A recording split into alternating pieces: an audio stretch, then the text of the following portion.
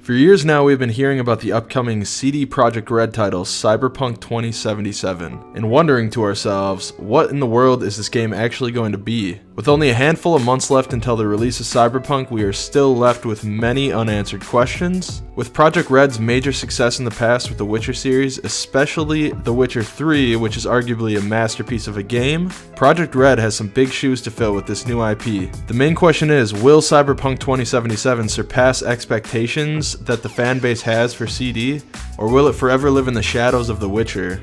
Let's lay out everything that we know so far and dive a little deeper into what Cyberpunk has in store for us. First up, the plot. Cyberpunk 2077 is a futuristic first-person science fiction RPG, releasing on April 16th, 2020 for PlayStation, Xbox, PC, and Google Stadia. The game will be set in Night City, a crime-ridden city in the free state of California. Corporations have taken over, and the laws of country and state are determined by them. You will be playing as a mercenary called V and will continually find yourself pulled deeper and deeper into Night City throughout the quests in the game on the search for a specific one-of-a-kind body modification that may hold the key to immortality. The world of Night City is populated with people who have cybernetic implants. These enhancements will grant your character V along with the enemies and allies in the game with special enhancements and abilities. Now, your character V can be a male or female and customized as you wish. You'll be able to name V with a forename and a surname. There are going to be options for hair, tattoos, and a lot more customizations, although no in-depth facial or body sliders exist.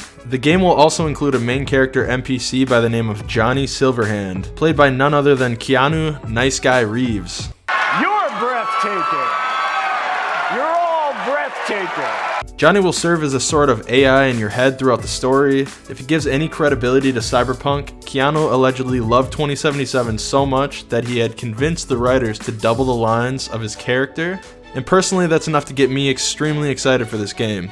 Up next, gameplay.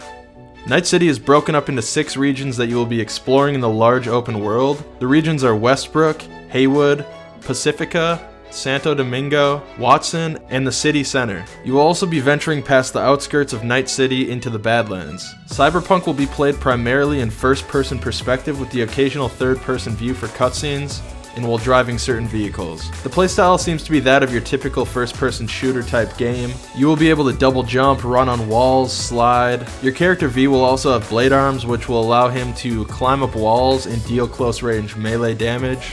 There's going to be a large arsenal of weapons of different colored rarities offered to players in Cyberpunk, from close range to long range weapons that will include different perks and abilities to change up your combat style throughout the game. Speaking of combat style though, CD has come out and said that this game, if you choose so, can be completely played without killing a single enemy with the help of non-lethal weapons and cyberware. Now, I'm more of a run-in guns blazing person myself, Say hello to my little friend!